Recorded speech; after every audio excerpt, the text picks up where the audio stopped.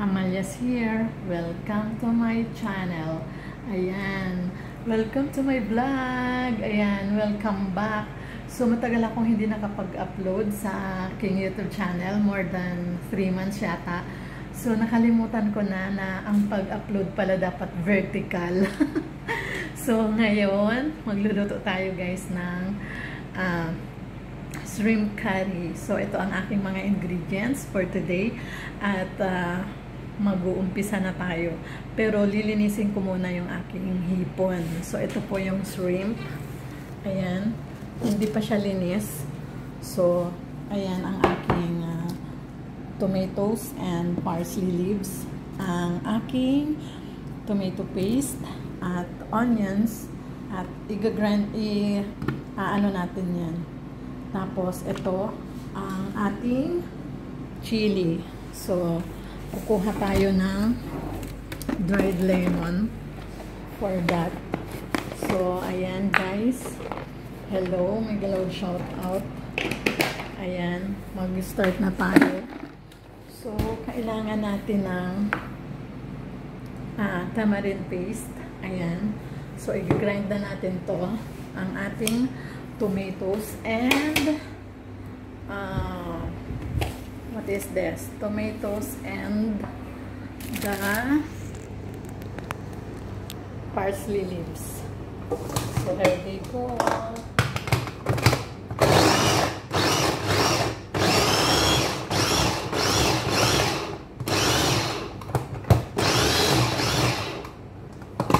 Ayan. So, lagay natin siya dito. And after that, grind din natin yung onions. So, lagay natin to dito. At huhugasan natin to. Let's wash this. Wait.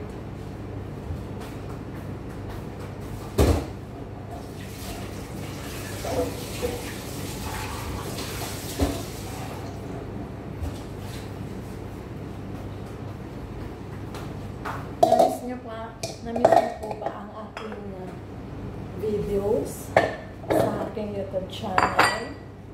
Ayan. This is the onion.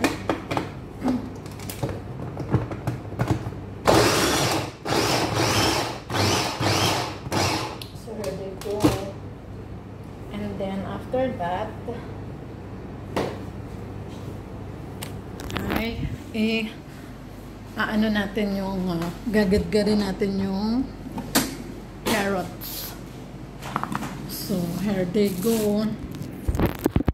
Ayan. Namiss ko talaga ang pag-vlog. So, ayan. Gagadgad ko ng ganito, guys.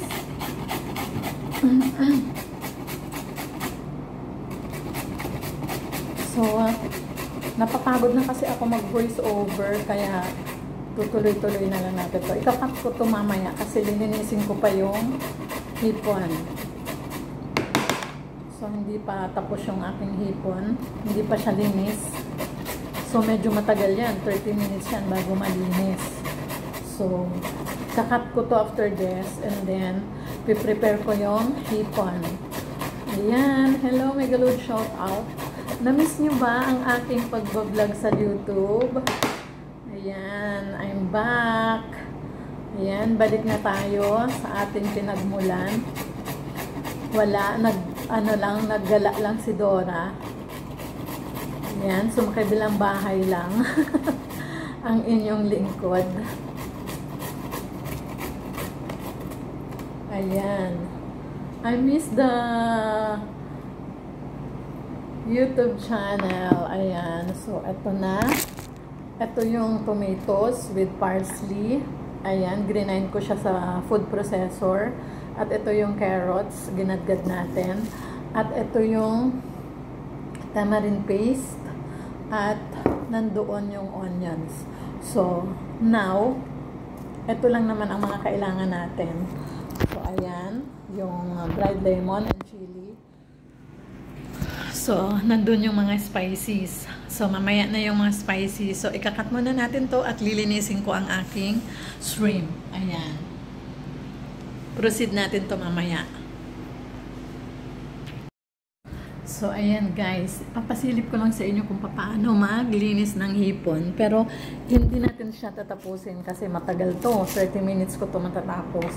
So, ganito po paglilinis ng hipon. Ayan, tatanggalin lang natin yung kinain niya sa likod. Ayan, papasilip ko lang sa inyo kung paano ako maglinis ng hipon. Ayan, tinatanggal ko lang guys yung parang sinulid na kinain niya. Ito yung bituka niya. Ayan, so ito yan. Ayan, 'di ba? So ayan guys.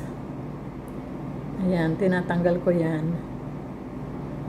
Ayan. So ayan po ang kinain ng hipon. Ayan, parang bituka siya yung kinain ng hipon. So ayan, mamaya ulit kasi matagal to. 30 minutes ko to bago matapos. Ayan, bye. So, ito na guys. Tapos na ako maglinis. Magtanggal ng mga bito-bito ka. So, lilinisin natin siya ng may water. Ayan. Ang ating shrimp. Ayan. So, ito na nga. Gasa na natin siya guys. Ayan. Ang ating hipon. Ito ang ating main dish. Shrimp curry. Ayan.